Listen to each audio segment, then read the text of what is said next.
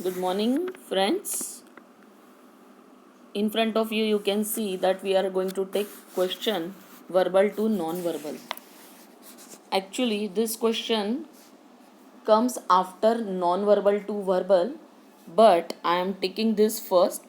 If you will understand this question, then it will be very easy for you to understand non-verbal to verbal. So, this is the question number 6A, A2. Okay, A1 will be non-verbal to verbal and A2 will be verbal to non-verbal. So, in this video, you will be able to see that how we can convert verbal things to non-verbal. अब verbal और non-verbal ये क्या चीज़ है? Verbal जो होता है वो कोई पैराग्राफ राइटिंग या आर्टिकल राइटिंग होता है और आपको उसे नॉन वर्बल बनाना आना चाहिए। जैसे हम लोग कोई भी चीज़ जैसे आप लोग लिखते हो, जैसे लेटर राइटिंग होता है, स्पीच राइटिंग होता है, तो आपको पॉइंट्स दिए जाते हैं और उस पॉइंट्स के आधार पर आप लोगों को पैराग्राफ बनाना पड़ता है। यहाँ पे आपको थोड़ा सा उल्टा करना है कि पैराग्राफ दिया जाता है और आपको उसे पॉइंट्स में डालना है। अब ये जो पॉइंट्स में डालना है उसमें भी बहुत सारे अलग अलग प्रकार हैं। तो जैसे कि आप लोगों ने मैंने जब क्वेश्चन पेपर एक्सप्लेन किया था आप लोगों को, तो इस क्वेश्चन की जब बात हुई थी तो मैंने ये चीज़ें आपको बताई थी कि आपको जो पैराग्राफ या आर्टिकल दिया जाता है उसका नॉन वर्बल में किस तरह से चेंज करना है। तो एक तो टेबल या चार्ट दिया जाता है आपको कि उसमें आपको चेंज करना है, या आपको कहते हैं कि ट्री डायग्राम बनाइए और उसमें आप लोग इसकी नॉन वर्बल इंफॉर्मेशन लिखिए, या फिर फ्लो चार्ट होता है, या वेव डायग्राम होता है, या पाई डायग्राम या मैप होता है। तो उसमें आपको पैराग्राफ देखकर या आर्टिकल देखकर इंफॉर्मेशन पुट करनी पड़ती है।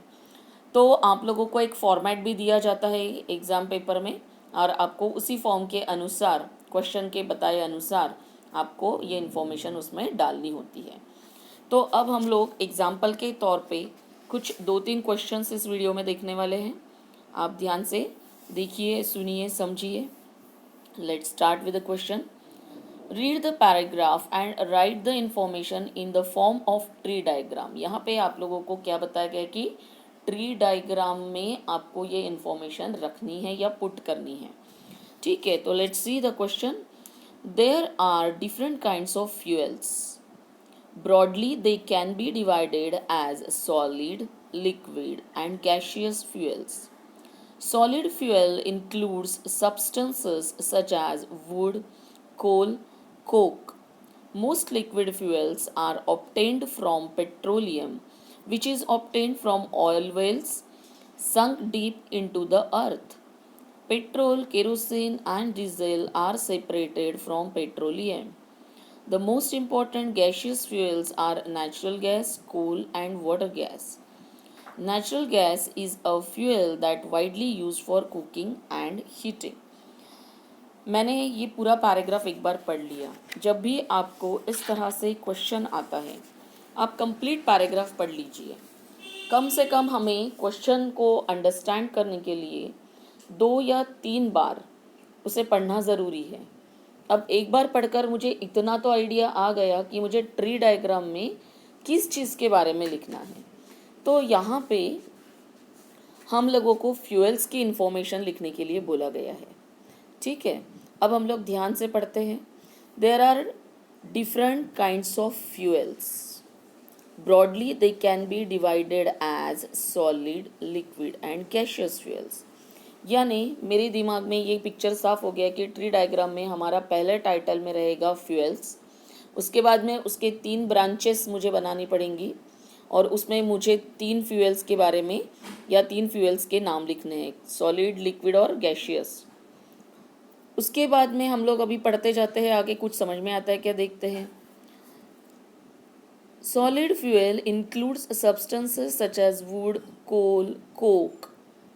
Most liquid fuels. अब जैसे ही मैंने मोस्ट लिक्विड फ्यूल्स पढ़ा, मुझे समझ में आया कि सॉलिड फ्यूल के बारे में यहाँ पे इन्फॉर्मेशन दी है। उसमें भी कुछ सब्सटेंसेस पाए जाते हैं जो वुड, कोल और कोक ऐसा बोला है। तो सॉलिड फ्यूल जहाँ पे मैं ट्री का ब्रांच बनाऊंगी, वहाँ पे क्या होगा कि उसके फिर से 3 ब्रांच बनेंगे और उन तीनों ब्रांच में इन तीनों चीज़ों के बारे में मैं लिख दूंगी, ये तीनों सब्सटेंस के बारे में। इसके बाद मैं लिक्विड फ्यूल की तरफ आऊँगी, तो मेरी ब्रांच एक लिक्विड फ्यूल की तैयार है, मैं वहाँ जाऊँगी। अब पहले ये पढ़ लूँगी कि लिक्विड फ्यूल के बारे में क्या दिया है कि they are obtained from petroleum which is obtained from oil wells sunk deep into the earth. तो मैं समझ में मुझे ये करना है कि मुझे वहाँ पे पेट्रोलियम लिखना है कि ऑयल वेल लिखना है कि आगे बढ़ना है। तो petrol, kerosene and diesel are separated from petroleum. तो मैं या तो उसके नीचे पेट्रोलियम डालकर ये तीन चीज़ें लिख दूंगी, या फिर सीधा उसकी तीन ब्रांचेस निकालूंगी और वहाँ पे पेट्रोल, केरोसिन और डीजल लिख दूंगी। अब मैं ये इसलिए बोल रही हूँ क्योंकि मेरे सामने अभी फॉर्मेट नहीं है, मैंने आप लोगों को फॉर्मेट नहीं दिया है, कंप्लीट ट्री डायग्राम आपको बनाने के लिए दिया है, ठीक है। अब हम लोग आगे बढ़ते हैं। The most important gaseous fuels are natural gas, coal and water gas. तो उसके बाद में जो थर्ड ब्रांच मेरी थी गैशियस फ्यूल की, वहाँ पे मुझे फिर से तीन gas, coal and water gas ये लिखने के लिए मिलेगा।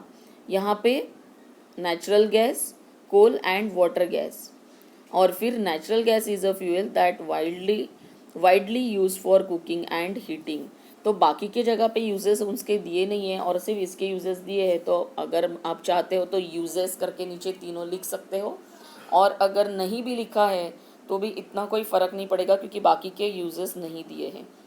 इसीलिए आप लोगों को क्वेश्चन पेपर में वो चार्ट जिसमें आपको इन्फॉर्मेशन लिखनी है, चार्ट हो, टेबल हो, फ्लो चार्ट हो, ट्री डायग्राम हो, पाई चार्ट हो, मैप हो, आपको वो प्रोफॉर्मा बना के दिया जाता है, जिससे आप कंफ्यूज ना हो कि मुझे इसमें क्या लिखना है और क्या नहीं लिखना। तो इतनी हेल्प आपको हो जाती है। तो इस क्वेश्चन में 5 मार्क लेना कोई मुश्किल बात नहीं है बच्चों। स्ट्रक्चर पे भी इस पे मार्क्स है। स्ट्रक्चर पे मैंने इसलिए ज़ोर दे के कहा है कि मैंने इसके पहले जो आपके टेक्सचुअल पैसेज और नॉन टेक्सचुअल पैसेज यानी सीन और अनसीन पैसेजेस की बात की थी, वहाँ पे पर्सनल रिस्पॉन्स क्वेश्चन जो ई टाइप का क्वेश्चन है, वहाँ पे मैंने अक्सर बोला है, या बी और ए टाइप में भी आप लोगों को टेबल दिया जाता है और उसमें बोलते हैं कि वेव डायग्राम कंप्लीट करो या टेबल कंप्लीट करो। तो वहाँ पे आपको टेबल निकालने की ज़रूरत नहीं, क्योंकि वहाँ आपको उस स्ट्रक्चर पे, उस टेबल पे, उस वेव डायग्राम पे कोई मार्क्स नहीं है। 2 मार्क्स आपको जो भी मिलते हैं वो आपके आंसर पे मिलते हैं। लेकिन यहाँ पे स्ट्रक्चर के ऊपर यानी जो कुछ भी आप लोगों को मैप वगैरह दिया जाता है वो आपने व्यवस्थित बनाया कि नहीं, उसके ऊपर भी मार्क्स रहते हैं। तो इसलिए इस क्वेश्चन में आपको ये मैप या टेबल या जो कुछ भी उन्होंने बताया है वो आपको व्यवस्थित ड्रॉ करना है, और ड्रॉ करने के लिए आप पेंसिल का उपयोग कर सकते हो, ठीक है। तो मेरे ख्याल से अभी आपको ये समझ में आया होगा। अब देखते हैं कि हमारी इन्फॉर्मेशन पुट की हुई समझती है क्या। तो देखिए फ्यूल्स, 3 फ्यूल्स दिए थे, सॉलिड, लिक्विड, गैशियस। सॉलिड के 3 प्रकार दिए थे, सब्सटेंस कौन से दिए थे, वुड, कोक और कोल। लिक्विड के पेट्रोलियम से मिलता है, इसलिए नीचे एक एरो करके पेट्रोलियम से मिलने वाले 3 फ्यूल्स के नाम दिए हैं। जगह कम है तो हम लोग इस तरह से कर सकते हैं, लेकिन समझ में आना चाहिए कि इसमें से निकलने वाली ये ब्रांच है। फिर गैशियस फ्यूल जो है वो नेचुरल गैस, कोल है, वाटर गैस है, ये मैंने दिया है। तो आप लोगों को जो मैंने बोला कि स्ट्रक्चर दिया जाता है, तो आपको कैसा दिया जाता है, ऐसा ट्री डायग्राम बना के दिया जाता है और ब्लॉक्स बना के दिए जाते हैं, और वहाँ पे आपको डॉट डॉट डॉट डॉट जैसे फिल इन द ब्लैंक्स होता है वैसे ब्लैंक्स देते हैं, और फिर आपको ये इन्फॉर्मेशन उसमें पुट करनी है। तो अगर ऐसा स्ट्रक्चर दिया है तो आसानी से आप उसमें इन्फॉर्मेशन लिख सकते हो। ये क्वेश्चन समझ में आया होगा। नेक्स्ट क्वेश्चन पे हम लोग आते हैं, ड्रॉ अ ट्री डायग्राम। अब मैंने इस वीडियो में ज़्यादातर आपको ट्री डायग्राम से ही रिलेटेड क्वेश्चन लिए, जिससे आपको ट्री डायग्राम अच्छे से समझ में आ जाए। So draw a tree diagram that contains the main points and supporting details on the basis of the following text. नीचे टेक्स्ट है, उसके अनुसार आप लोगों को ट्री डायग्राम बनाना है। यहाँ पे मैं थोड़ा सा आपको ट्री दिखाई देती हूँ और ट्री डायग्राम कितना व्यवस्थित किया हुआ है वो भी आपको समझ में आ रहा है। अब देखते हैं हम लोग। Several methods are used for the sale of goods. Several methods are used for the sale of goods. यानी यहाँ पे सेल ऑफ गुड्स के ऊपर आपको इंफॉर्मेशन देनी है। Some methods are direct while others are indirect. Methods दिए हैं देखो कैसे फटाफट पहला क्वेश्चन समझ में आता है तो दूसरे क्वेश्चन में भी हम लोग आसानी से कर सकते हैं। तो 2 मेथड्स दी है। Broadly these methods can be classified into 3 types. Negotiated sale is the sale completed by the negotiation between the buyer and seller. Auction sale is direct sale but without any negotiation. The third method is the system of consumer credit facility, which again can be either hire purchase system or installment method. Negotiated sale can later place through inspection by description, by sample, by tender, by approval and consignment on consignment. Auction sales are carried out by two methods, that is open auction and close auction. तो आप ध्यान से पढ़कर अगर समझते हो तो आपको क्या क्या अलग अलग प्रकार देने हैं वो समझ में आए होंगे। आप लोग ट्री डायग्राम देख लीजिए। सेल ऑफ गुड्स था, डायरेक्ट और इनडायरेक्ट सेल दिया गया था। डायरेक्ट में 2 सेल्स दिए थे, एक negotiated between buyers and sellers, दूसरा था ऑक्शन विदाउट निगोशिएशन। फिर ऑक्शन विदाउट निगोशिएशन के भी 2 थे, ओपन एंड क्लोज। और निगोशिएशन के उन्होंने दिए थे इंस्पेक्शन है, डिस्क्रिप्शन है, सैम्पल है, टेंडर है, अप्रूवल है, कंसाइनमेंट है। और इनडायरेक्ट के कंज्यूमर क्रेडिट फैसिलिटी और हायर एंड इंस्टॉलमेंट। तो इस तरह से आप लोगों को ये ट्री डायग्राम बनाना है। नेक्स्ट एक और देख लेते हैं। टोमेटो इज स्ट्रिक्टली, अब यहाँ पे मैंने टेबल टाइप लिया है। कैसे समझ में आया देखिए, क्वेश्चन पढ़ते हैं। Read the passage given below and right the information in appropriate columns in given table. तो यहाँ पे आपको टेबल बनाना है। टेबल भी आपको बनाकर मिलता है बच्चों, और जहाँ तक हेडिंग्स भी दिए जाते हैं आपको सिर्फ उसके कॉलम्स में इंफॉर्मेशन पुट करनी है। Okay, so let's see. Tomato is strictly a fruit because it is an ovary with seeds. However, since it is not sweet and is eaten along with the main course of a meal, it is classified as a vegetable. Most tomatoes are picked before fully ripe. Tomatoes benefit the heart and keep blood pressure in control. Tomato is grown from the seeds of other tomatoes. Tomatoes need plenty of warm sunshine, but not more than 35 degrees centigrade. The soil has to be rich in organic matter and should have sufficient calcium. Tomato plants need adequate supply of water per day. Tomatoes take about 2 to 3 months to grow. They have to be picked before they are fully ripe. Potato is a tuber crop.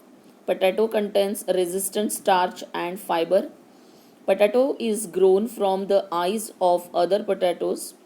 Potatoes grow in cool climate. Potatoes grow in average soil. The soil should be fertile and well drained.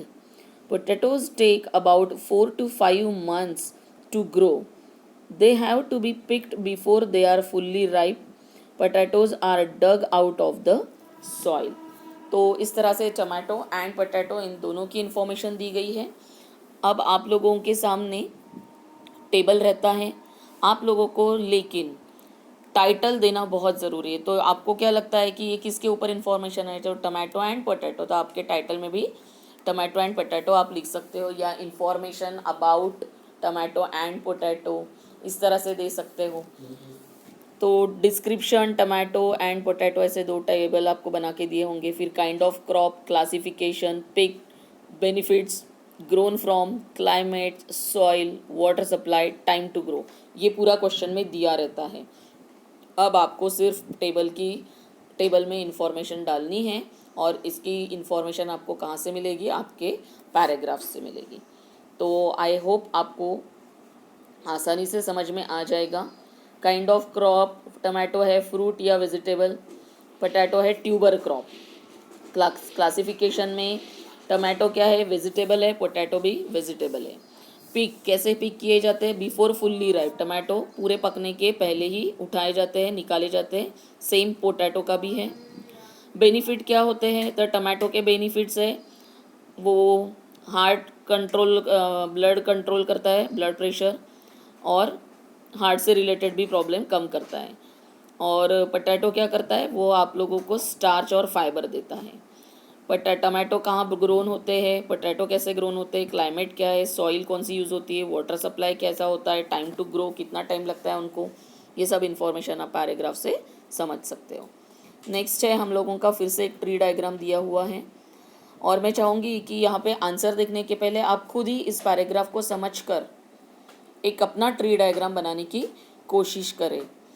तो आप लोग इसे पढ़ लीजिए, और पढ़कर आप लोग आराम से ट्री डायग्राम बना के फिर इस वीडियो में चेक कर लीजिए कि आपका सही है क्या। इससे क्या होगा कि आपका कॉन्फिडेंस भी बढ़ेगा कि आप भी ट्री डायग्राम इजीली बना सकते हो। तो मैं सिर्फ पढ़कर बता देती हूँ आपको ये paragraph. The Indian judiciary is made up of courts at 3 levels. The Supreme Court is the apex court of India. अच्छा, पहले इसके पहले थोड़ा सा मैं वो क्वेश्चन बता देती हूँ आपको।